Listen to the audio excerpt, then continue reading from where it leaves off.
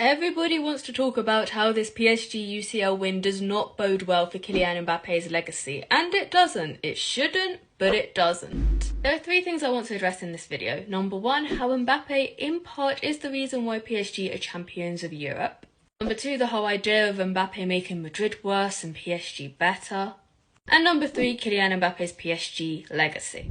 So number one, a lot of people are talking about how Mbappe left, which allowed other people to shine, the press became better and PSG became a more complete team, and that's why PSG won the Champions League. While I think there is some truth to that to a degree, that's not what I want to talk about. I actually want to talk about how this would not have been possible without Kylian Mbappe. When Mbappe extended with PSG in 2022, one of his conditions to extend was to bring in Luis Campos. Campos is the one who brought Mbappe to Monaco, and Mbappe has long time admired him and they are good friends.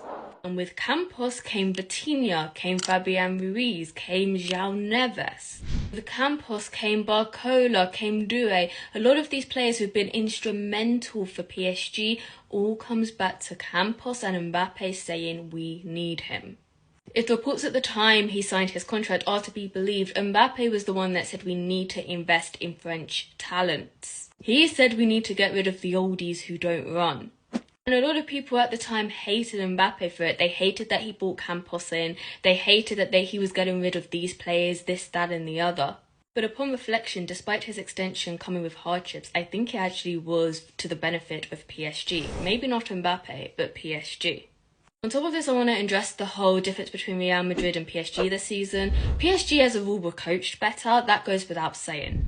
In terms of PSG being this ultra-attacking pressing unit, I don't think they would have been as effective, maybe with Mbappe at the helm, because he does not press as much. I think there would have been a way around it, it just wouldn't have been the PSG that we saw against Inter yesterday. But this whole idea about Mbappe making Madrid worse is just ludicrous. I want to put it like this. Imagine if PSG at the start of the season got rid of Vitinha. Vitinha left and they did not find a replacement. If Hakimi got injured at the beginning of the season and we replaced him with Beraldo.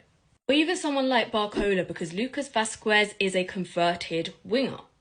We had Warren Zaire-Emery throughout the season doing centre-back shifts because our centre-backs were consistently injured.